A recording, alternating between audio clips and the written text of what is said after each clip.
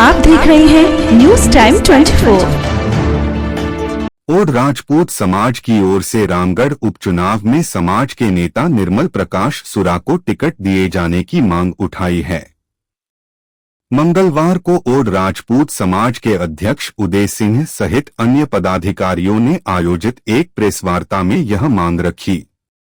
इन लोगों का कहना था कि रामगढ़ में 40,000 से अधिक वोट राजपूत समाज के मतदाता है।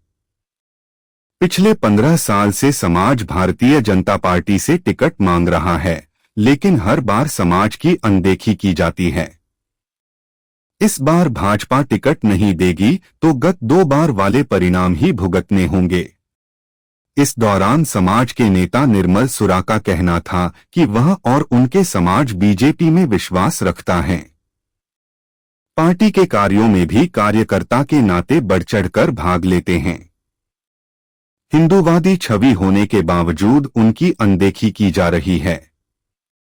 इस बार समाज टिकट नहीं मिलने की स्थिति में कोई बड़ा निर्णय लेगा। निर्मल प्रकाश सुरा, प्रदेश अध्यक्ष राष्ट्रीय ओड महासभा। रामगढ़ विधानसभा उपचुनाव है। उपचुनाव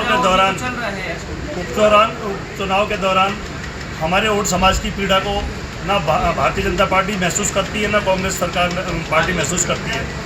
ओड समाज आज़ादी से लेकर आज तक अलवर, गंगानगर और हनुमानगढ़ में बहुतायत संख्या में है और रामगढ़ में लगभग 50,000 से ज़्यादा मतदाता हैं।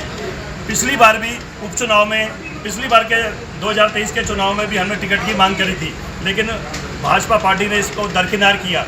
चूँकि अधिक 95% तक हमारे समाज के जो मतदाता हैं वो भाजपा से जुड़े हुए हैं, तो नेचुरल है टिकट की मांग भी का हक भी उन्हीं से बनता है। 2 बार भाजपा पार्टी को मुंह की खानी पड़ी। अभी जो चुनाव हारे हैं, इसका मंथन पार्टी गहनता से नहीं कर रही है।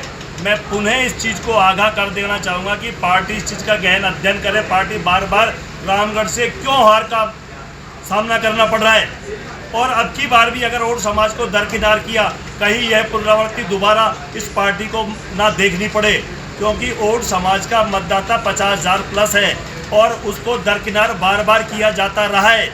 इसका खामियाजा पार्टी को भुगतना पड़ रहा है और फिर पार्टी समझ नहीं रही।